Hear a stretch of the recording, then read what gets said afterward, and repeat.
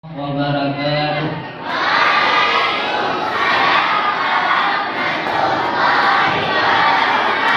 Alhamdulillahirabbil alamin wa bihi nasta'inu ala umuri din asyhadu an la ilaha illallah wahdahu la syarika lahu wa asyhadu anna Muhammadan abduhu wa rasuluhu la nabiyya ba'dahu. Puji beserta syukur kita kepada Allah Subhanahu wa taala yang mana oleh Allah masih memberikan kita kesehatan dan juga kesempatan sehingga kita bisa bertatap muka kembali di Masjid Besar Bujang Salim yang kita cintai ini dengan kegiatan kita melalaikan untuk membaca Al-Quran, yaitu dengan kegiatan tafsir Al-Quran. Salawat yang kita sendiri-sendirikan Tuhan Muhammad Sallallahu Alaihi Wasallam.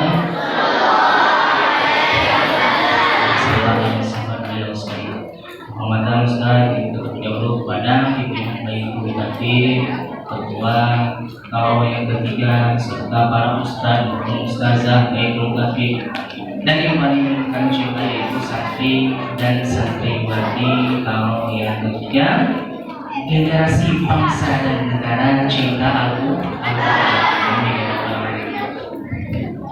Jadi kali ini Ustaz kena piket, ya hari ini Ustaz kena piketnya, ya besok hari setengah Jawa. Jadi paling kurang saya berikan kesempatan 15 menit untuk bertausiah. Semoga apa yang saya sampaikan bisa menjadi manfaat dan nasihat motivasi, terutama dari Ustaz sendiri. Santri dan santriwati, Ustaz maupun Ustazah yang dirahmati Allah SWT. Belum Ustaz kering kali. Nah, mungkin kita pernah mendengar, sering kita dengar bahkan di Alkitab, ya, bahwasanya bulan suci Ramadan itu adalah bulan yang penuh berkah rahmat Allah, penuh dengan rahmat Allah Subhanahu wa taala, dan bulan suci Ramadan itu lebih baik daripada 10 bulan suci Ramadan itu juga didefinisikan oleh Al-Kisah bukan Zulwani, tapi Zulkarnain. Zulkarnain. Jadi Al-Kisah Zulkarnain dengan pengikutnya, didatangkan oleh pengikutnya. Ya. Zulkarnain, bentar lagi kita mau melewati apa ya? Kita sebentar lagi akan melewati gua yang ya, dikatakan oleh Zulkarnain. Wahai pengikutku, ini kita bentar lagi masuk di gua yang gelap. Jadi ketika kita masuk di gua yang gelap itu, kita akan nanti kalian mungkin akan tersenggol mungkin di kaki, di tangan, di badan, di kepala, bukan seperti itu loh. Ya. Dan intinya ketika kalian ngambil itu hisab. Dan kalau kalian tidak ambil juga hisab. Berarti kalau diambil hisab, tidak diambil juga hisab. Dan yuk kita suruh kita pergi yuk. Nah, ketika masuk ada yang ambil, ada yang ambil apa 1, 2, 3, 4 dan sampai. Dan ada juga yang nggak ambil. Apa pesannya? Mungkin apa alasannya? Kata Zulkarnain, ambil nyesel, nggak ambil nyesel, nggak ada mau sambil, ya udah nggak ambil berarti ini. Ketika keluar, dikatakan Zulkarnain, gimana? Ada yang ambil nggak? Ada, saya ambil. Zulkarnain, oh ambil. Coba keluarkan apa? Ternyata isinya adalah mutiara, berlian, emas. Yang nggak ambil langsung pemen, astagfirullah. Kan gitu kan? Kenapa ambil? Kalau ambil udah nggak usah kerja lagi, banting tulang, cuma banting pak kasur aja. Kayak gitu kan? Ya kan? Kalau nggak ambil 7 keturunan akan habis ini. Masalahnya 80 keturunan dia, ya kan?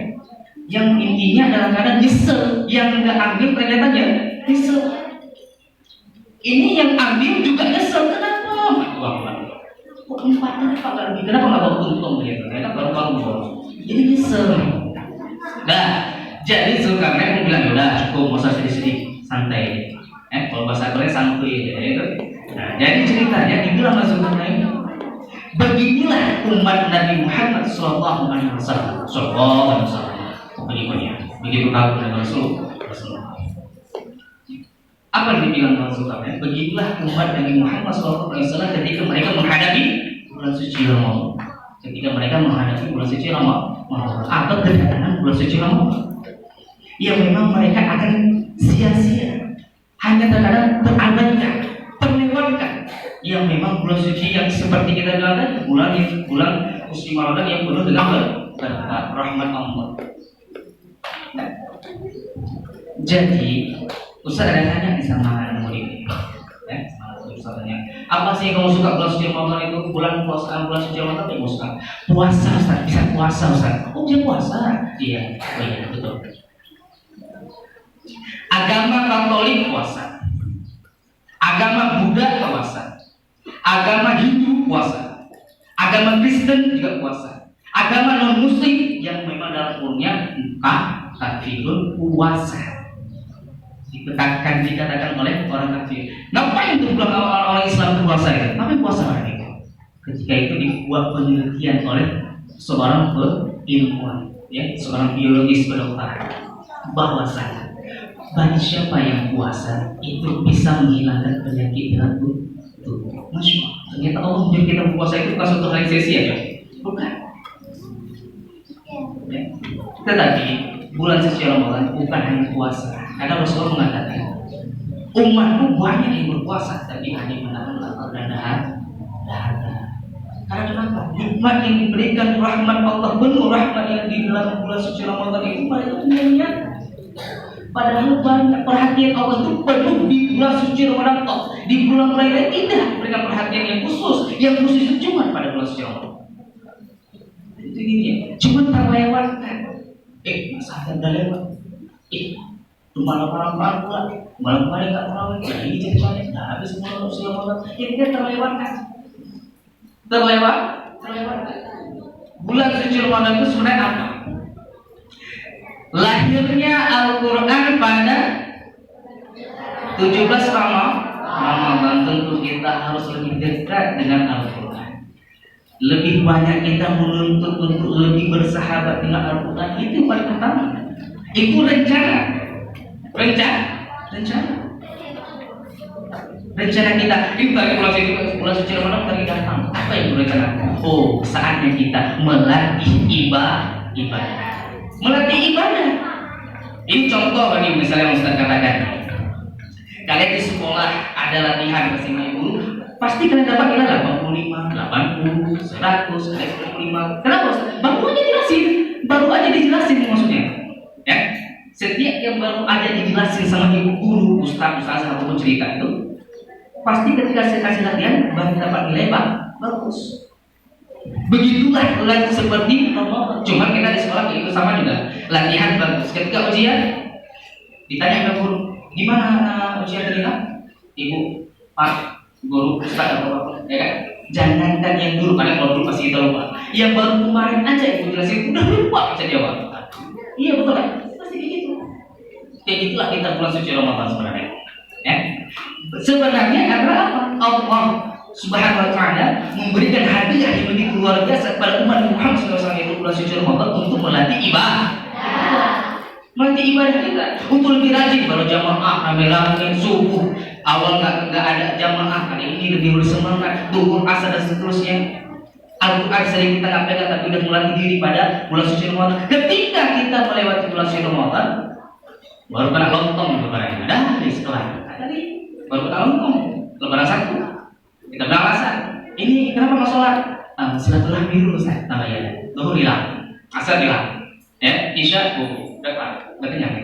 Ini apa? Kayak gitu dalam kata kita. Seperti itulah ujian ketika kita dapat ujian kembali diberikan oleh Allah, udah lupa ibadah yang latihan, melatih ibadah di bulan suci Ramadan. Nah, dengan pesan ini, ibadah itu bukan untuk Allah. Allah itu bukan. Ibadah itu bukan untuk Allah. Ini untuk Allah buat. Bukan. Allah itu Qadirun, Maha Kuat, Maha Kuasa. Allah Akbar, Allah Maha Besar, Maha Dibalik segala-galanya. Ibadah yang kita lakukan bukan untuk Allah. Dan bukan bagi orang baik. Dan juga bukan bagi orang jahat menjadi baik seorang.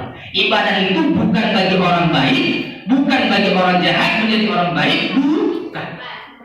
Tetapi ibadah itu adalah untuk jasmani kita, rohani kita, untuk lebih dekat kepada Allah. Itu dia, ibadah itu dia. Yang kita memang berharap hambanya ini apa yang diharap? Yang Allah idam-idamkan itu pada hamba itu apa sih? Yaitu ada tiga. Ada tiga. Ya. Tapi yang tiga yang biasa di Ustaz dengar di lirik, kalau lupa liriknya ini maaf. Kebesaranmu ya Allah, kasih sayang dan rahmatmu dalam sadarku terlupa, mengucap syukur dalam sujudku berdoa, dalam tangisku bertaubat, astaghfirullah, pintu taubat. Tiga. Apa tadi pertama? Rahmat. Yang kedua syukur. Yang ketiga apa? Itu yang Allah idam-idamkan kepada hambanya. Mana hamba yang butuh rahmat? Mana hamba yang memang dalam keadaan dia membutuhkan rasa bersyukur apa yang diberikan padanya? Mana hamba yang memang yang benar terburu-buru untuk mendapatkan tobat? Mana? Itu yang Allah idam-idamkan kepada hambanya. Nah, di sebuah kitab masih ada umat. Di sebuah kitab ini menjelaskan bahwasanya di akhir zaman, di akhirat nanti ada yang protes nih, ya, ada yang protes satu hamba.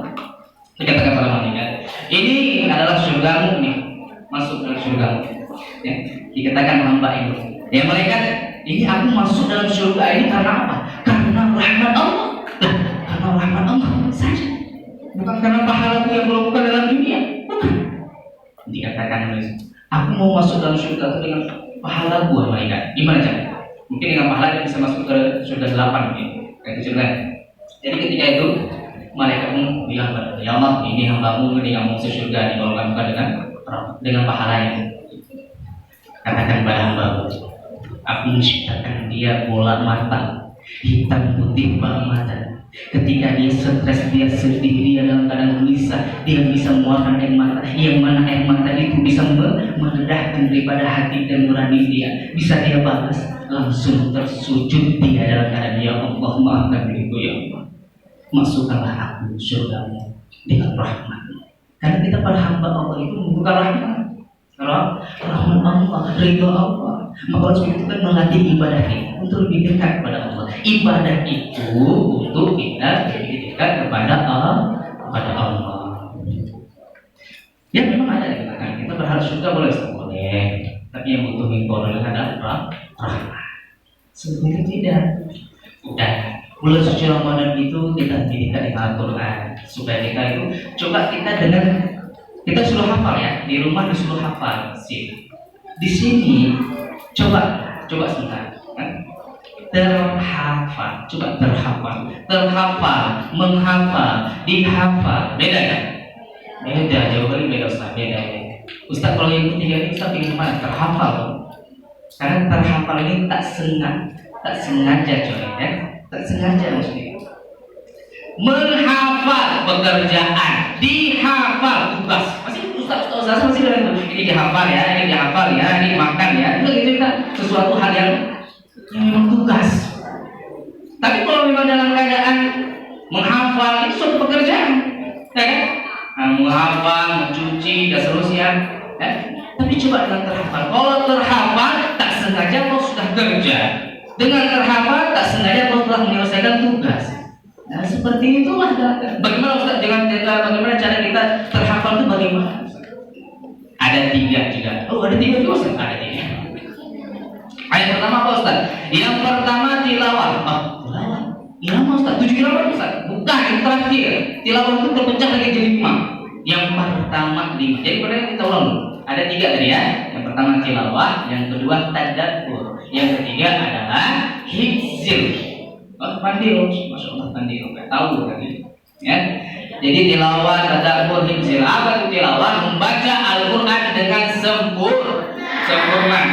Bukan hanya makanan fasihat 5 sempurna, Ini kita kira makanan 4 sehat 5 sempurna, bukan hanya makanan. Al-Quran juga kayak gitu, 4 sehat 5 sempurna. Yang 5 sempurna itu yang mau jalan dengan Quran 7 irama. Tapi 4 ini apa Ustaz?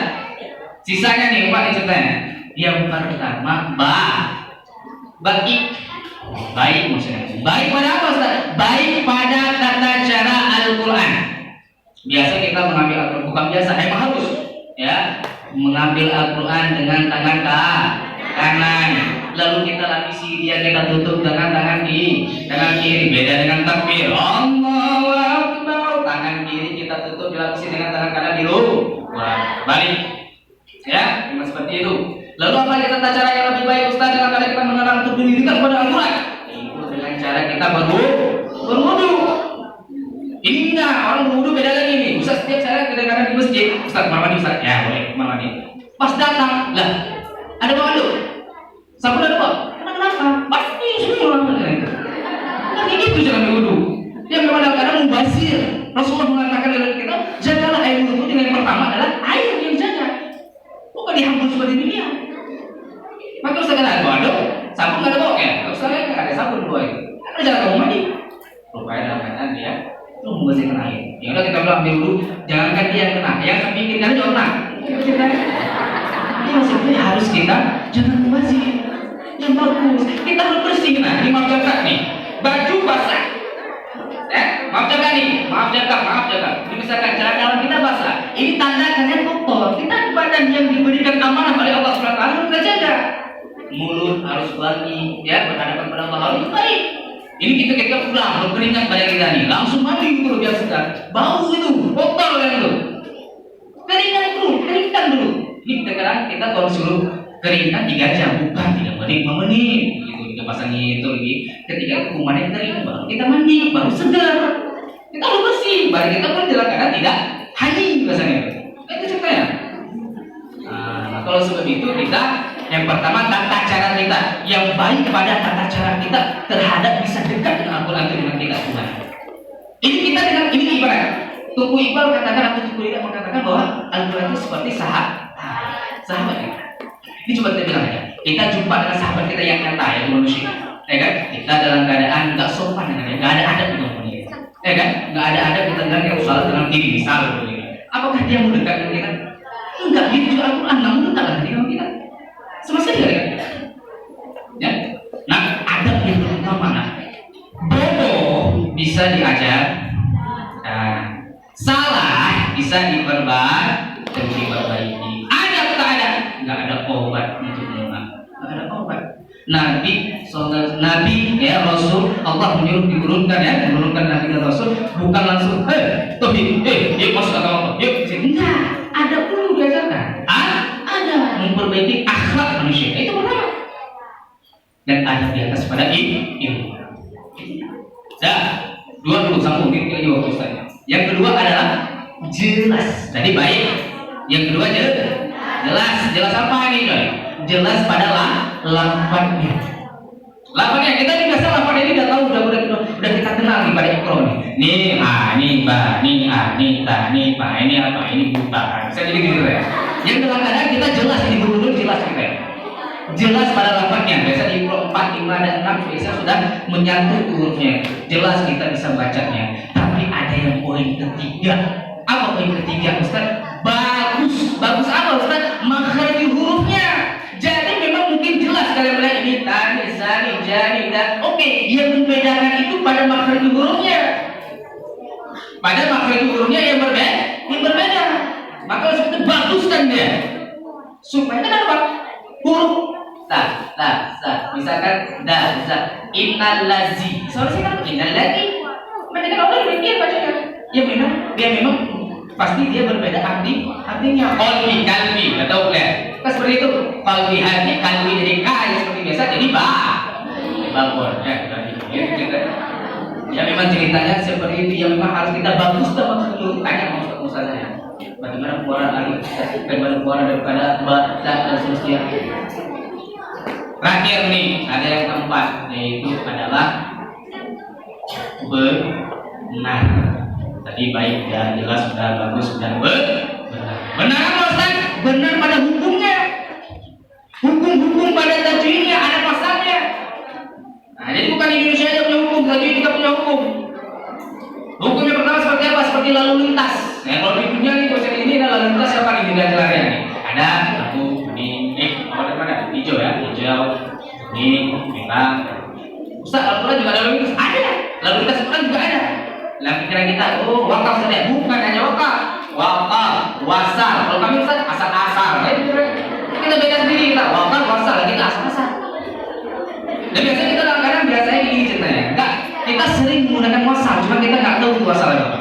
Biasa wasal itu bagi orang yang nggak sambung nafas. Jadi diajarin sama ustaz sekalian. Dikasih tahu nanti.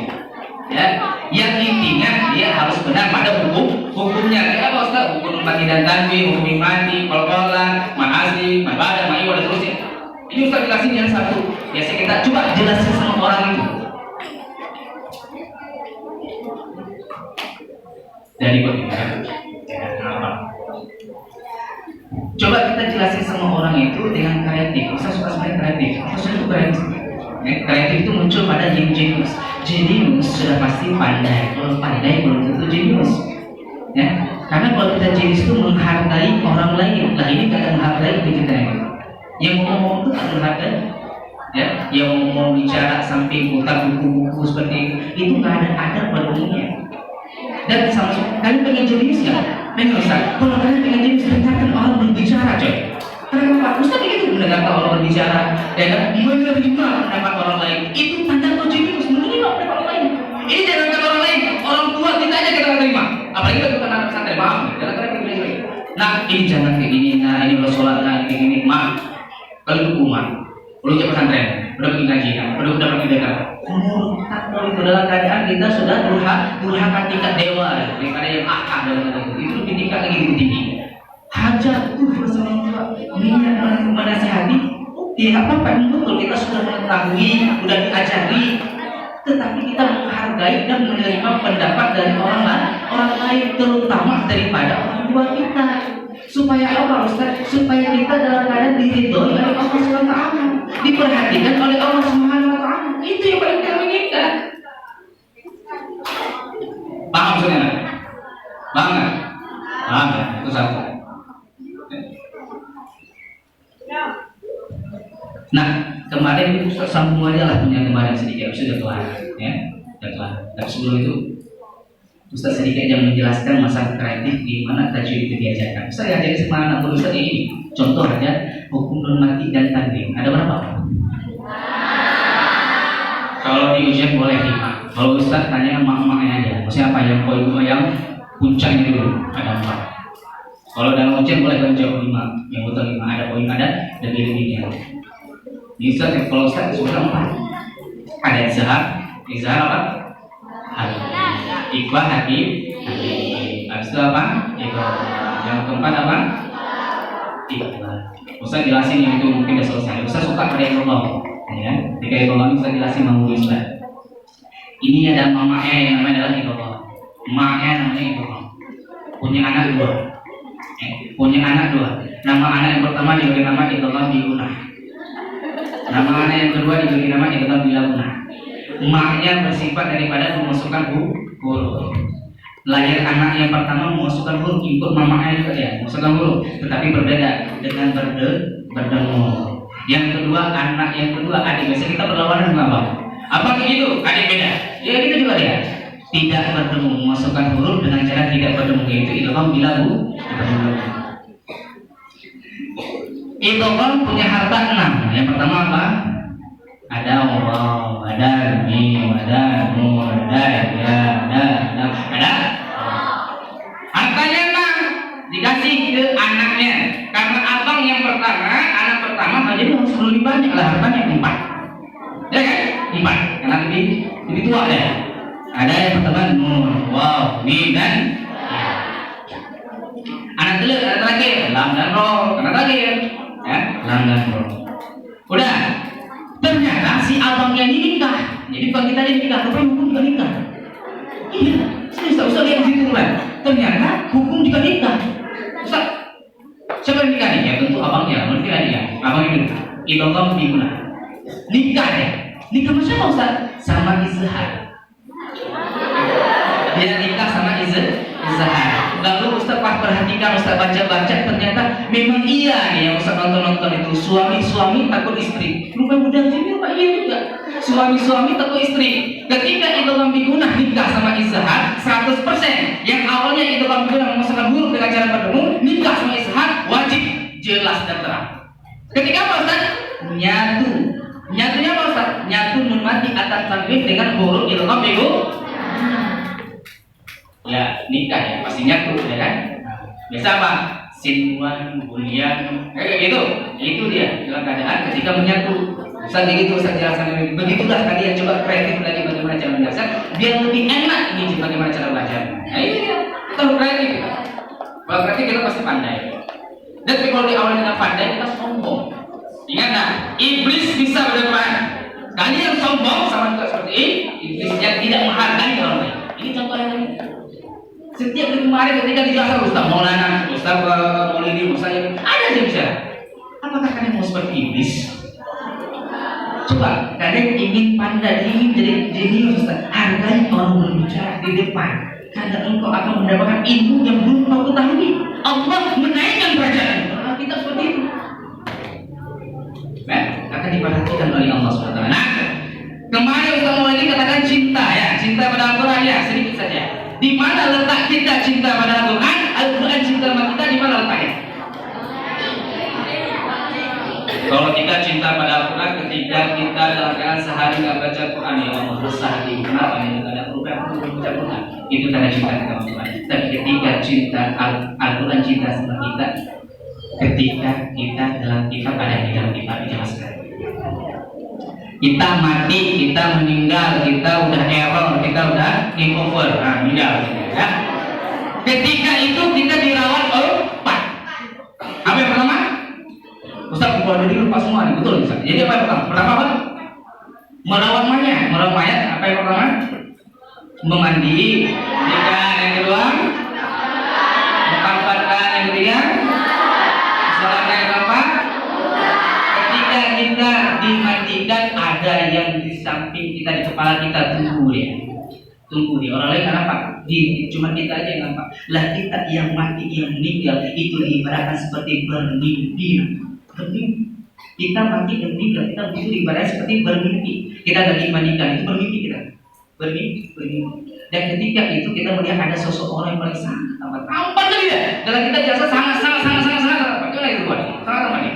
Jadi ceritanya dalam keadaan itu kita dimandikan ada yang lagi temani dia. Ketika kita dikafankan juga ditemani dia. Kita ditemani dan kita masih bermimpi juga. Ketika kita disolatkan juga dia mengeluarkan kita. Orang ini nggak tahu dia mengeluarkan kita. Lalu yang terakhir apa? Dikuburkan. Ketika dikuburkan itu, ini yang terakhir Ustaz. Mungkin karena ini penting bagi kita. Sedikit saja. Bahwasanya ketika kita dikuburkan itu muka dan nakir datang. Muka dan nakir datang. Kalau memang kita dalam keadaan orang yang baik, muka dan nakir akan melayani kita seperti spesial, sangat dilayani spesial. Akan menunjukkan hati kita, akan menenangkan hati kita. Karena kenapa? Ketika dalam keadaan ini sekali apa? Lagi disolatkan. Ketika selesai disolatkan, lelaki tampan itu memeluk kita dalam dada, dipeluk kita dalam dada. Nggak akan pernah melepas. Ketika itu muka dan nakir datang. Apa dikatakan muka dan nakir? Wahai lelaki tampan, pisah sebentar aja. Nggak mau. Saya tidak mau pisah. Wahai muka nakir, kalau engkau mengingkar lagi bertanya, tanyakan. Kalau kau nanti ingin libaskanlah. Tetapi setiap libas yang kau berikan itu, aku pasti akan menahannya. Pasti aku akan tangis. Nggak bisa deh, nggak bisa. Ya. Tapi kalau kita orang yang buruk, tentu datangnya seperti di sambaran petir. Itu lebih parah lagi. Ya memang nanti membawa palu di sebelah kanannya dan nanti sebelah kiri adalah kuku yang sangat panjang. Ya memang diketok kita bahasa pertanyaan, diketok ke dalam ujung daripada dasar bumi, lalu ditarik kita dalam kukunya seperti ini, ditarik kembali lagi. Itu kalau tidak salah. Dan akan membuat kita lebih resah lagi, lebih susah lagi ketika dia datang. Ini kita alami, insya Allah kita datang orang baik amin. Dan sebenarnya ketika itu dalam keadaan dia nggak mau pisah dengan kita, nggak mau pisah ya. Aku nggak mau pisah ya. Kau tanya aja lah. Kalian selesaikan pekerjaan, mau ngapain bukan nanti. Lalu lagi tampan itu menoleh ke arah kita. Apa dikatakan oleh dia? Wahai sahabatku tercinta, kau adalah sahabat sahibku. Ya. Yang mana kau mengenal aku? Apakah kau mengenal aku? Tidak, aku tidak mengenalmu. Tetapi aku mengatakan tidak minta dengan aku tidak dan sejuk hati. Tenang jiwaku. Melihat seperti Masya Allah begitu indah darimu. Siapa kamu? Aku adalah Al-Quran. Yang setiap saat aku membacamu dengan setiap engkau membacaku dengan keras. Aku terkadang membacamu dengan perlahan. Kali ini, ketika kita menyelesaikan daripada muka dan langit, tidak ada kesulitan yang perlu kita hadapi lagi, wahai sahabatku. Wahai sahabatku, kau dan aku dan kau akan selalu bersama. Itu penting. Al-Quran begitu setia dengan kita di alam kubur. Nah, alam kubur itu kita tiga alam. Yang pertama alam baik, yang kedua alam dunia. Yang dunia ini dunia bukan apa? Dunia alam kubur. Jadi kalau misalnya kita senang dunia itu punya mobil, bukan itu senang dunia. Ada rumah, bukan itu senang dunia. Ada mungkin sesuatu hal, ada tahta, ada pangkat semacam apa, bukan itu yang maksudnya senang dunia. Senang dunia di alam kubur. Yang ketiga yaitu di akhirat kelak. Akhirat kelak sebenarnya Ustaz mau menjelaskan lagi yang Rasulullah sibuk dengan di akhirat kelak. Yang paling sibuk, yang paling terdunia adalah Rasulullah SAW yang menyelamatkan kita di akhir zaman. Yang paling tersibuk, yang paling tersibuk di padang mahsyar. Rasulullah SAW memberikan minum, melihat kita. Ya Allah, di mana umatku? Di padang mahsyar. Lari Rasulullah SAW. Ketika lari sana melihat, ya wahai umatku, kesini. Ketika melihat perlahan, ya Allah, sujud Rasulullah, sujud yang begitu lama. Apa yang dikatakan Rasulullah? Ya Allah, kulihat umatku di padang mahsyar begitu panjang dari matahari, sejengkal daripada matahari, kehausan dia ya Allah. Ya Allah, biarkanlah menyelamatkan dia ya Allah. Ketika itu apa dikatakan oleh Allah? Ya Muhammad, silakan ambil. Ini ada air Al-Kausar, telaga Al-Kausar. Berikan pada ibu minuman kepadanya. Setiap daripada terluka yang pertama itu tidak akan haus lama-lamanya, tidak akan haus lama-lamanya. Ketika itu Rasulullah kembali ke surga 8 ke surga tidak Rasulullah melihat apa? Rupanya ada umatnya juga. Di mana umatnya ya Allah? Umat ada sekarang di pertimbangan, lari betul ke pertimbangan. Sujud yang begitu lama dalam permintaan untuk menolong kita umatnya. Mungkin inilah yang ingin saya sampaikan ya. Tidak tolong semua pada waktu yang mungkin dalam keadaan tidak mendukung ya. Ya, ini saja yang saya sampaikan. Yang mana yang paling kita kesimpulan bahwasanya kita harus cinta Al-Quran karena Al-Quran yang paling setia dengan kita. Yang kedua, kita harus cinta pada Rasul. Sedangkan kita mungkin 3 kali salawat itu susah ya kan? 3 kali salawat itu susah ya. Karena Rasulullah tidak akan berhenti mengatakan umatku dan umatku. Mungkin ini yang bisa saya sampaikan. Lebih dan kurang mohon maaf. Wabillahi hidayah. Wassalamualaikum warahmatullahi wabarakatuh. Alhamdulillah, terima kasih kepada Ustaz Anis yang telah memberikan kita mawaidah kepada kita semua. Semoga bermanfaat untuk kita semua. Dan Ustaz akhiri wabillahi taufiq wal hidayah. Assalamualaikum warahmatullahi wabarakatuh.